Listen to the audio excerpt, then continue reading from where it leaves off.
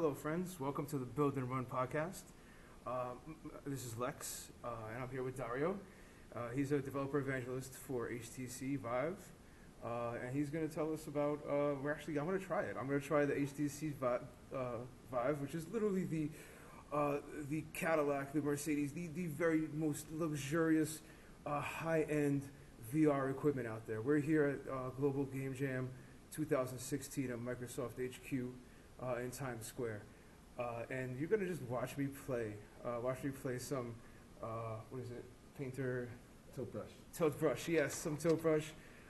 You're not going to see much, you're going to see my reactions. And then hopefully I'm going to be able to port the game that we're making, Ritualizer, into HTC Vive, which is, just an honor to be able to put. It's like being able to drive a Ferrari. You know, this is literally the greatest VR experience you can have present day.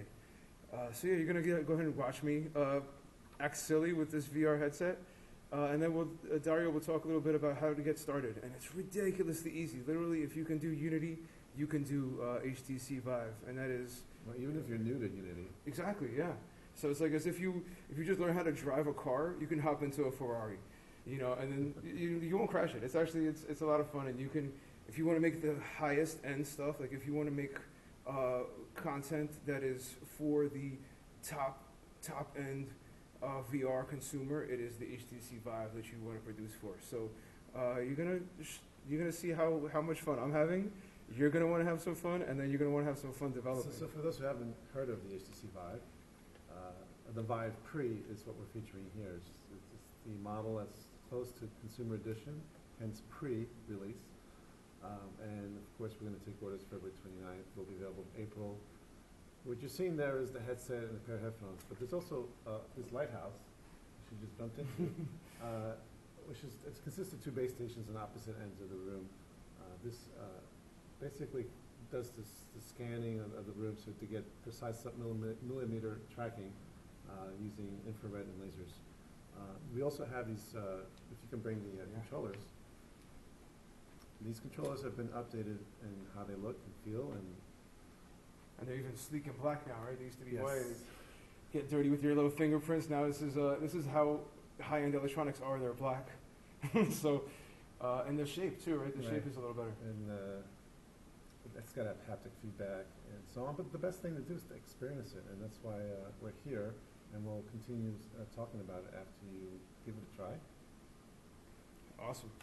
So you basically grab these, and the coolest thing about this VR, and like really any high-end VR, is you need full motion body tracking, and then this is really as close as it gets with the controllers and the infrared. Really as good as VR can get is this right here, and I'm going to try one of the greatest apps, which is Tilt Brush. Here we go. And I've already started making some bubbles. This is my, what was that guy, Bob, no, not Bob Vila. Who was the guy that, Bob Ross, is it? I believe it's Bob Ross. So I'm going to do my best Bob Ross impression. So we're going to make some happy little trees over here. I'm going to make some happy little trees. Right up along the sky here. And there's nothing like painting in 3D, and especially with the tracking, with the head tracking, it's completely fluid where I can duck underneath this and just see it from every angle. And there's something childlike, there's some kind of magical imagination to it where you can, to do this is, it is literally what the future holds. You know, it's almost like being able to, when you see those movies, those Back to the Future and things like that, you're like, oh wow, is that how it's going to be? This is how it's going to be. This is what you will be experiencing in the future. And you get to kind of preview it now before it's even out. Here at Global Game Jam 2016. And so we're going to make a happy little rainbow. There's got to be a happy rainbow. I don't know if there's ever been a sad rainbow. And here, what's this, a peace sign? We definitely need a peace sign. That's hyper color. So we're going to get some hyper color.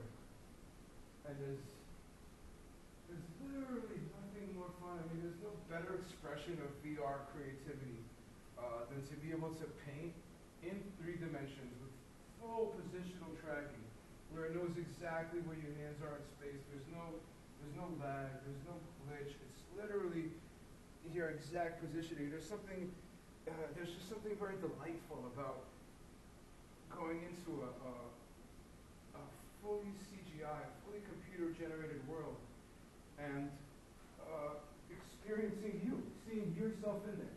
So I'm going to start a little fire, let's get some embers going, a happy little fire, and fluffy little clouds, right? It's not a Bob Ross, is it? Bob Ross painting, without some happy little clouds. Ooh, some light, a happy little sun over here. Oh, yeah, maybe a little, it's yellow now. Oh, maybe it's darker.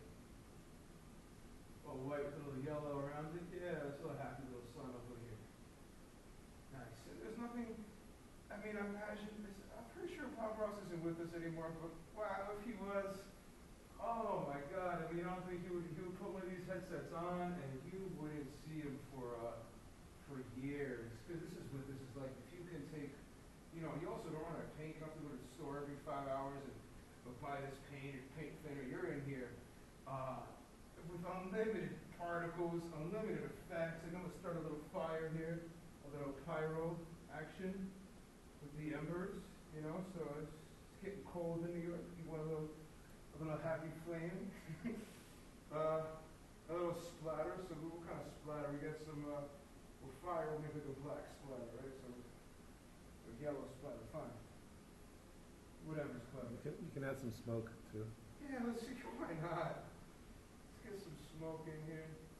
And so you see, the one hand is basically my easel, easel, whatever it's called, the painter's palette, if you will. And then the other one, look at the smoke. And the other hand is my paintbrush. So, I mean, how more intuitive than that? You literally have the tools that Michelangelo's been using, that freaking Renaissance painters and even cave dwellers with their is it yellow smoke? Yeah, it's a little toxic. Sometimes in New York, the smoke is yellow. I think LA too. You get this strange color smoke. But yeah, so it's literally the tools that our species has been using since before history, taken to the next level, taken to what it's going to be in the future. Like this is, and right away, that it's completely everything you know how to do with your hands. You move your hands around, and you make colors, and it's incredibly intuitive for us. But then you take that intuitive kind of UI, that intuitive. Well, it's not even gameplay. This is so much fun. It should be gameplay, but this intuitive interface, and you combine it with, effects. These are very much standard, but incredibly stunning effects. You take a look at just this. You're making a fire, and it's still there. It's still in the exact spot where I made it. And this, literally, this very intuitive, completely magical interface where all of your hand motions that you've been making since you were a child kind of been paying off. Now you really see why you learned to move your hands. And man, to be a child in this generation, to be able to, like, we have some young developers and enthusiasts in VR. If you are a kid and you learn how to paint in tilt brush, you never go back to pen and paper. Like if somebody pulls out a coloring book, you look at them like they're a caveman. Once you have experienced this, there's no reason to even leave virtual reality. Like this is one of those things that you look back on and be like, this is why people get addicted. This is why people will stay in VR for so long, because it's so intimately gratifying to your senses, to your creativity, and just the immediate satisfaction of seeing the positioning. I can't even begin to explain how this accurate positioning of your hands in 3D space and the accurate positioning of your head so that you can look around things, it's mesmerizing. It's something that we've never been able to experience before. Most times you see like some CGI, like some Toy Story or some Pixar, and the camera is moving through these highly detailed scenes, totally on a fixed, predictable predictable path. And this is totally up to you. You know, you want to move, you want to duck under something, you want to kind of look on top of the fire through the smoke, you can do that. And that is really a way to experience your creativity in such a just a better way than ever before but possible. And just really experiencing this is one of those things where, you know, a picture is worth 1,000 words, and then, you know, if I talk for a half hour, maybe you'll get, no, but this is, you won't even get half of this awesomeness. Like, this is literally something that needs to be experienced, and that's why I have no doubt that the minute that HTC goes even on pre-sale, we will be sold out like within minutes. This is something that anybody that's experienced it has been mouth-watering, drooling, and eagerly anticipating in every way. I mean, so again, this is HTC and our partner Valve with Team VR that's behind the Vive Pre. And to give credit where it's due, this is Tilt Brush by Google, one of our partners. This is going to be available at launch. And you got duct tape here. I mean, literally every fun little toy you could ever imagine here. And there's no learning curve. There's no need to explain what to do here. This is so just as intuitive as actually painting. Probably more intuitive and also I have kids. Terry, you have kids? Nope. You know, so it's I'm always worried about. I feel like a kid whenever I play this stuff. Exactly, right? But I think about always when I give my kids paint, I'm like, oh, I have to watch over them. They're gonna throw this on the couch and all over the walls. With this, you just let them in, and more creativity that's ever possible with real paint. More amazement. Like if a child makes something and they'll experience it in a different way. You will experience it in a different way, and there's absolutely no mess. I mean, this is what the future is going to be. You're going to put your kids in this VR world, and they will be. I mean, the creativity is boundless in this. I mean, this is what almost kind of like what was it? What were the pixelated survival thing? Essentially any game where you're making this to the next level. This is by far the greatest. This is just one of the different offerings on the Vive. So when the Vive ships, there'll be a bunch of stuff. I've played a little bit of them, and they are. I mean, there's nothing even close out there, and I don't think there ever will be. I mean, there's really, in terms of the technology that the Vive gives you, and the experience. This is literally it. This is what we've always wanted in VR, and they are delivering in spades. They're delivering amazingly, and hopefully we'll be able to actually port our game for the global game jam, which is right now just a gesture-based touch mobile game ritualizer. We'll be able to port this game into the Vive, and it's incredibly easy to develop in Unity. It's got a lot of prefabs, and Dario will talk about. He actually has a blog as an evangelist for Vive. Yeah, sure. So a couple months ago, I did a blog on. It's called Root Scale VR using Unity 3D.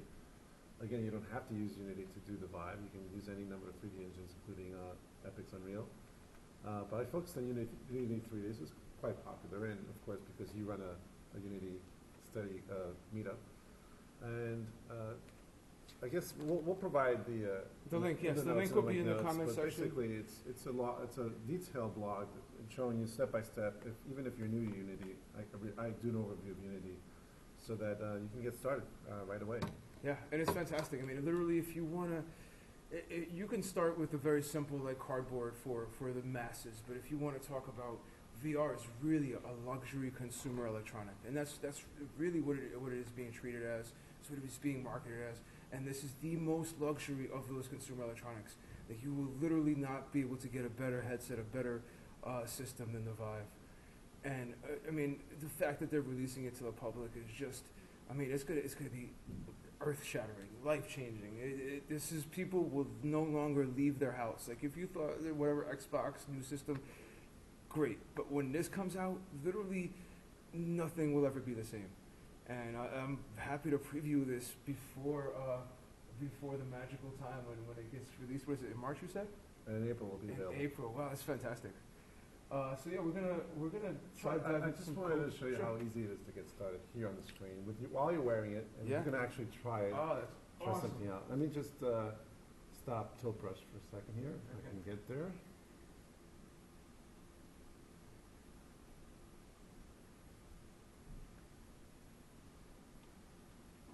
I seem to have lost the mouse. Let me just find where I'm at. Here we are. I'm going to. We got about 10 minutes on this section because it only goes 25 minutes at a time. Okay. So if we cut it, we'll We'll cut it. continue. So all right, we've cut it here.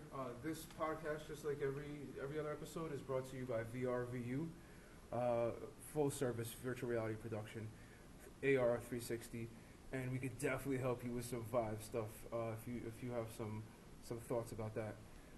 Thank you again for listening and watching, and we'll be back with another episode where we get deep diving into the code and how to actually develop on the Vive with Unity 3D. Thank you.